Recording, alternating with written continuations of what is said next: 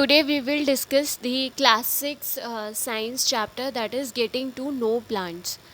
तो इस चैप्टर में क्या है, बेसिकली प्लांट्स के बारे में बताया गया है. So let's discuss.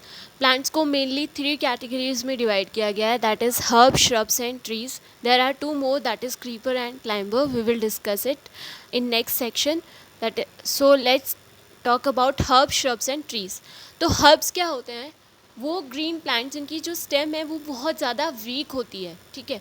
और वो क्या होते हैं, यूजुअली शॉर्ट्स. ये बिल्कुल सबसे छोटे प्लांट्स जो होते हैं और जिनकी बिल्कुल वीक स्टेम होती है और जिनकी कोई भी ब्रांचेस नहीं होती है, वो सब किसके अंदर आएंगे? हर्ब्स के अंदर. जैसे कि वीट और पैडी यानी कि राइस. तो वीट और पैडी को हम क्या कह सकते हैं? वो हर्ब्स है. और मेनली जो मेडिसिनल प्लांट्स होते हैं वो भी किसके अंदर आते हैं? हर्ब्स के अंदर आते हैं. Next is shrubs. श्रब्स को हम जैसे जो इनको हम झाड़ियाँ बोलते हैं, they all comes under shrubs. तो इसमें क्या होगा, इसमें ब्रांचेस तो होंगी बट वो क्या होती हैं, बिल्कुल स्टेम का जो नीचे बेस होता है उससे बिल्कुल ग्रो करना शुरू करती हैं. और इसके अंदर जैसे तुलसी हो गया, लेमन हो गया, और इनकी जो स्टेम है वो हर्ब से स्ट्रॉन्ग रहती है. It is harder than the stem of herbs. Herbs की बिल्कुल वीक स्टेम होती है, श्रब की हार्ड और मोटी भी होती है थोड़ी स्टेम जो है श्रब्स की. उसमें तुलसी, लेमन, रोज़, ये सब किसके अंदर आएंगे? श्रब्स के अंदर. ट्रीज़ हम सभी को पता है कि जो टॉलर प्लांट होते हैं, सबसे बड़े प्लांट जो होते हैं, वो किसके अंदर आएंगे? ट्रीज़ के अंदर आएंगे. इनकी जो स्टेम है वो बहुत ही ज़्यादा थिक और सबसे हार्ड होती है, जो कि जिन्हें हम ट्रीज़ बोलते हैं, जैसे कि नीम हो गया, मैंगो ट्रीज़ हो गया. इसमें जो ब्रांचेस स्टार्ट होती हैं वो स्टेम के बेस से नहीं बल्कि बेस से काफ़ी ऊपर से ब्रांचेस इसकी स्टार्ट होती है. डायग्राम में हम देख सकते हैं कि हर्ब्स की कोई भी क्या है, ब्रांचेस नहीं निकली हुई है स्टेम से. श्रब में है लेकिन बेस से स्टार्ट हो रही है, और ट्रीज़ में क्या हो रहा है, बिल्कुल बेस से काफ़ी डिस्टेंस और उसके बाद इसकी ब्रांचिंग स्टार्ट हुई है और काफ़ी हार्ड और थिक भी है. Next we will talk about creepers and climbers. Creepers word से ही आपको समझ आएगा, टू क्रीप यानी कि क्रॉल, क्रॉल करना, रेंगना. तो जो प्लांट्स जिनकी स्टेम जो है वो इतनी ज़्यादा वीक होती है कि वो स्टैंड बाय ही नहीं कर सकते, इसीलिए वो क्या होते हैं, ग्राउंड पे फैलना शुरू हो जाते हैं. जैसे कि वाटरमेलन हो गया या पम्पकिन हो गया, ये सब किसके एग्जाम्पल है? क्रीपर्स के. क्योंकि आप देख रहे हैं वाटरमेलन जो है, इसकी वीक स्टेम होने की वजह से ये ग्राउंड पे पूरी तरह फैला हुआ है, तो वो बेल क्या है, पूरी ग्राउंड पे फैलने लग जाती है. सो जो प्लांट्स स्टैंड नहीं कर सकते अपराइट, वो ग्राउंड पे स्प्रेड हो जाते हैं और वो किसके अंदर आते हैं? क्रीपर्स के अंदर. Next is climber. क्लाइंबर मतलब होता है टू क्लाइंब यानी कि चढ़ना. तो इनकी स्टेम वीक होती है, लेकिन अगर इन्हें कोई सपोर्ट मिलता है तो वो उस सपोर्ट को लेकर आगे ग्रो अप हो जाते हैं. जैसे कि सबसे बेस्ट एग्जांपल और कॉमन एग्जांपल होगा मनी प्लांट का, जो हम सभी के घरों में होता ही है या आस पड़ोस में भी होता है.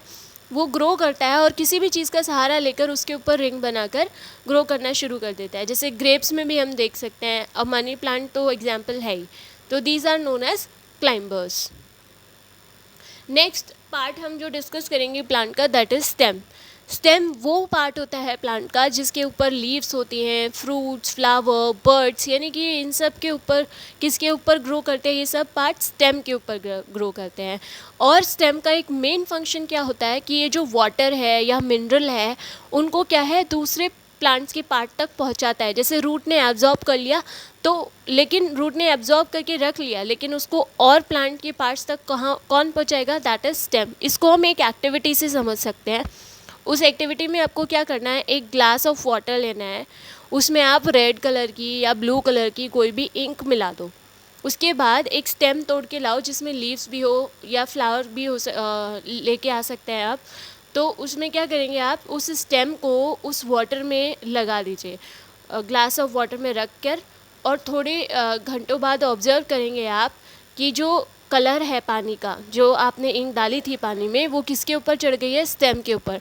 और भी बेस्ट रिजल्ट आपको देखना है तो कुछ और टाइम वेट करके आप देखेंगे कि वो जो कलर है वो कहाँ तक पहुँच जाएगा, वो लीव्स की वेन्स तक भी पहुँच जाएगा, लीव्स तक पहुँच जाएगा, फ्लावर तक पहुँच जाएगा. इसका मतलब क्या हुआ कि स्टेम ने जो पानी था, कलरफुल पानी, उसको ऊपर पार्ट्स तक राइज अप कर दिया है. तो इससे हम बता सकते हैं कि plants conduct water to the other parts of the plant. जैसे कि इसमें ग्लास था, उसमें हमने वाटर में इंक डाल दिया है, स्टेम को रख दिया, स्टेम ने क्या किया, ऊपर पार्ट्स तक, प्लांट तक अपने कलर को पहुंचा दिया. Next we will discuss about leaf. अब लीफ में ये डिफरेंट पार्ट्स हैं. ये जो है जिस पार्ट से जो है लीफ स्टेम से अटैच होती है उस पार्ट को हम क्या बोलते हैं, पिटियोल बोलते हैं। और पूरी जो मेन वेन होती है, सबसे सेंटर वाली वेन होती है, उसको हम बोलते हैं मिड रिब, ठीक है। और ये जो पूरा फ्लैट पार्ट होता है इसको हम बोलते हैं लैमिना। और ये जो नेट लाइक स्ट्रक्चर बनाया हुआ है नस, जैसे हमारे बॉडी में नर्व्स होती हैं या वेन्स होते हैं, नस होती है, उसी तरीके से प्लांट में ये जो नेट लाइक स्ट्रक्चर है वो क्या है, वेन है। इसकी आप डेफिनेशन देख सकते हैं, जो petiole that attaches the leaf to the stem, lamina क्या होगा, जो ग्रीन पार्ट होता है फैला हुआ उसको हम लैमिना बोलेंगे। वेन्स क्या होंगे, जितनी भी लाइंस प्रेजेंट होती है लीफ के ऊपर वो वेन्स होती है। और मिड रिब क्या होगी, जो सेंटर वाली लाइन है उसको हम मिड रिब बोलते हैं। Next we will talk about venation. अब ये वेनेशन क्या होता है, लीफ के अंदर जो वेन्स का डिज़ाइन है वो किस तरीके का है उसको हम बोलते हैं वेनेशन। तो design made by veins in a leaf is called leaf venation. अब ये वेनेशन दो तरीके का हो सकता है, एक होता है रेटिकुलेट वेनेशन, एक होता है पैरेलल वेनेशन। रेटिकुलेट वेनेशन में हम देखेंगे कि जो मिड रिब है उसके दोनों साइड क्या होगा, वेन्स निकली हुई होंगी, वो नेट जैसा डिज़ाइन बनाएंगी, तो उसको हम रेटिकुलेट वेनेशन बोलेंगे। इसको हम डायग्राम से अभी देखेंगे। और पैरेलल वेनेशन क्या होगा, वेन्स पैरेलल जाएंगी एक दूसरे के, तो उसको हम बोलेंगे पैरेलल वेनेशन। जैसे कि इसमें है, अगर ये मिड रिब है और मिड रिब के चारों तरफ वेन्स ने कैसा है, जाल जैसा स्ट्रक्चर बनाया हुआ है, तो that is reticulate venation, net like veins. और पैरेलल है वेन्स, नेट लाइक स्ट्रक्चर नहीं है इसके अंदर, सारी लाइंस क्या है एक दूसरे के पैरेलल है, यानी कि बराबर से गुजर रही है, तो इसको हम बोलेंगे पैरेलल वेनेशन। तो ये दो टाइप के वेनेशंस होते हैं।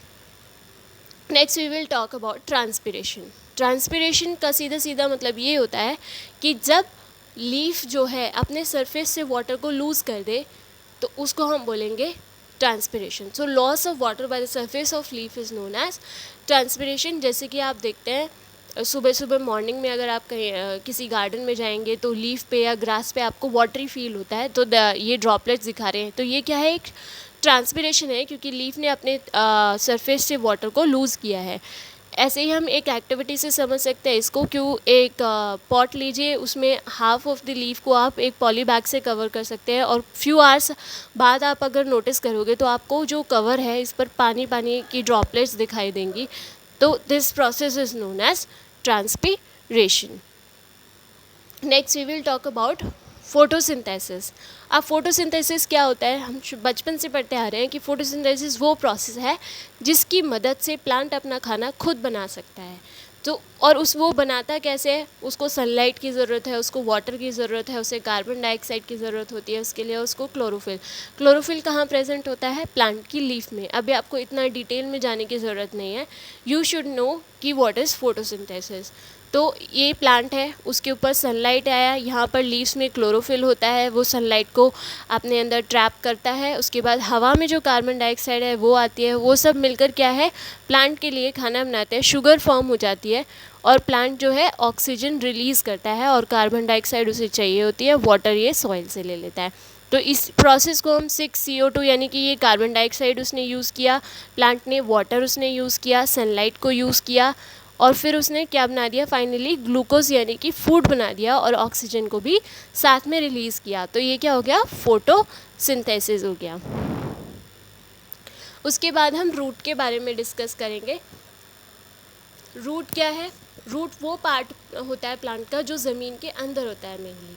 तो इसका काम क्या होता है कि ये प्लांट को जो है होल्ड ऑन करके रखता है सॉइल के अंदर, एकदम ग्रिप बना लेता है, फिक्स कर देता है प्लांट को, ताकि इजीली जो है प्लांट कहीं भी टूट ना जाए। तो उसको एकदम ग्रिप बनाकर सॉइल के अंदर रखता है, और जितना भी वाटर या मिनरल प्लांट को चाहिए होता है सॉइल से, वो एब्जॉर्ब करने का काम कौन करता है, वो भी रूट का ही काम है। अगर हम एक एक्टिविटी से देखें कि प्रूफ कर सकते हैं हम क्या कि जो रूट है वो एकदम से सॉइल को के अंदर फिक्स ग्रिप बना लेती है और सपोर्ट करती है उसको, तो हम क्या करेंगे, 2 बाउल लेंगे, एक में मेज़ हम मक्का रख सकते हैं, मक्के के सीड, और ग्राम का सीड रख सकते हैं। और सीड रखने से पहले क्या करेंगे, दोनों बाउल में कॉटन रख दीजिए, कॉटन के ऊपर आप सीड रखो, और सीड में क्या है, धीरे धीरे पानी देते रहो उसको, तब तक पानी देते रहो जब तक वो स्प्राउट नहीं हो जाते, छोटे छोटे प्लांट्स बनना शुरू नहीं हो जाते, जैसे कि इनमें वाइट थ्रेड लाइक स्ट्रक्चर जो है वो नहीं आने लगते। फिर कुछ एक हफ्ते बाद आप उसको क्या करो, ट्राई करो कि उनको आप सीड को कॉटन से अलग करने का ट्राई करो। आप देखोगे कि आपको बहुत मुश्किल होगी और बहुत ज़्यादा एफर्ट लगाने पड़ेंगे उन सीड को कॉटन से अलग करने के लिए। क्यों? क्योंकि जो प्लांट की रूट्स थी उन्होंने कॉटन को बहुत ज़्यादा टाइटली होल्ड ऑन कर लिया है ताकि वो इजीली ना निकल पाए। और इससे हम प्रूव कर सकते हैं कि रूट्स जो है वो फर्मली ग्राउंड में जो है सपोर्ट करता है प्लांट को स्टैंड बाय करने के लिए। अब रूट भी क्या, दो टाइप की होती है, एक होता है टैप रूट और एक होता है फाइब्रस रूट। अब ये क्या होता है ये देखते हैं। टैप रूट में क्या होगा, एक मेन रूट आएगी और उसमें से ही छोटी छोटी रूट्स जो है निकलेंगी, जिनको हम प्राइमरी और सेकेंडरी रूट्स बोलते हैं। और ये जो है बिल्कुल गहराई में जाती है टैप रूट। और इसके टैप रूट उन्हीं सारे प्लांट्स में होते हैं जिसमें रेटिकुलेट वेनेशन होता है। रेटिकुलेट वेनेशन क्या है, जो नेट लाइक स्ट्रक्चर लीफ के ऊपर होता है उसको हम रेटिकुलेट वेनेशन बोलते हैं। फाइब्रस रूट में क्या होता है, ऐसा कुछ नहीं होता कि एक मेन रूट होगी और फिर उससे सारी रूट्स निकलेगी। इसमें क्या है, एक बंच ऑफ रूट्स है एक साथ ग्रो हो जाता है, जैसे कि हम ग्रास में देख सकते हैं, शुगर केन में देख सकते हैं। इसमें क्या है, वो डीप नहीं जाएगा सॉइल के अंदर। और ये सारे उन प्लांट्स में होते हैं जिसमें पैरेलल वेनेशन होता है, यानी कि एक दूसरे के पैरेलल जो है वेन्स जाती है। जैसे कि ये देखिए, इसमें क्या हो रहा है, एक मेन रूट है और उससे सारी रूट्स निकली हुई हैं, दैट इज़ टैप रूट, जैसे कि हम मैंगो में देख सकते हैं। और ये एक ग्रास है सपोज़ करो, तो इसमें क्या बंच ऑफ जो रूट्स है वो एक साथ ही आ गई है, इसमें कोई भी एक मेन रूट नहीं है जो फिर नेट लाइक स्ट्रक्चर नहीं बना रही है। और ये सब किसके अंदर होगा, जिसके अंदर पैरेलल वेनेशन होगा। Fibrous root, parallel venation, tap root, reticulate venation. Next is flower. Flower में क्या होगा, फ्लावर में हम डिफरेंट पार्ट स्टडी करेंगे कि जो ग्रीन पार्ट होता है, बाहर सबसे आउटर मोस्ट पार्ट होता है प्लांट का, तो उसको हम बोलते हैं सेपल, जो प्लांट को फ्लावर को प्रोटेक्ट करने का काम करता है। जब बड ग्रो करती है ऊपर ग्रीन ग्रीन पार्ट होता है, that is sepal which protects the flower. और जो बाकी कलरफुल ये जो पार्ट्स होते हैं इनको हम बोलते हैं पेटल्स। और उसमें दो पार्ट और होते हैं, एक मेल पार्ट होता है और एक फीमेल पार्ट होता है। मेल पार्ट को हम स्टेमन बोलते हैं। स्टेमन के अंदर दो हिस्से होते हैं, ऊपर वाला जो होता है वो एंथर होता है और ये लॉन्ग स्ट्रक्चर जो होता है लंबा, वो फिलामेंट होता है। Same with the female part that is pistil. Pistil में पहले बेस ऊपर होगा स्टिग्मा, जिसके ऊपर पॉलन ग्रेन आकर गिरते हैं। फिर एक ट्यूब लाइक स्ट्रक्चर होता है जिसको हम बोलते हैं स्टाइल, और नीचे एक बल्जिंग पार्ट होता है, स्वॉलन पार्ट जो होता है इसको हम बोलते हैं ओवरी। ओवरी के अंदर ही ओव्यूल्स यानी कि सीड प्रेजेंट होते हैं फ्लावर के, इसको हम देख लेते हैं डेफिनेशन से। सेपल मैंने बताया आपको, जो सबसे बाहर वाला पार्ट ग्रीन वाला पार्ट होता है सेपल होता है, कलरफुल वाला पार्ट होता है पेटल होता है, स्टेमन जो है मेल पार्ट है, और पिस्टिल क्या है, फीमेल पार्ट है फ्लावर का। स्टेमन में हम देखेंगे क्या, एक फिलामेंट होता है और ऊपर वाला एंथर होता है। एंथर में क्या होते हैं, पोलन ग्रेन्स होते हैं। पोलन ग्रेन्स जो है वो इंसेक्ट जो है उनके पैर में चिपक के या हवा से उड़कर कहाँ चला जाता है, स्टिग्मा पे जाता है, जो कि फीमेल पार्ट होता है फ्लावर का। तो इसमें ये पोलन सेक्स बने हुए हैं, इसके अंदर पोलन ग्रेन होते हैं। Same with pistil. पिस्टिल में मैंने आपको तीन मेन पार्ट बताए, एक स्टिग्मा जिसके ऊपर पोलन ग्रेन आएंगे, फिर वो पोलन ग्रेन स्टाइल से होते हुए ओवरी पर जाएंगे। ओवरी के अंदर क्या होता है, ओव्यूल्स यानी कि सीड होते हैं, जिसके साथ आके कौन मिलता है, pollen grain. So that's all about this chapter. I hope you like it, so please like, share and subscribe the channel.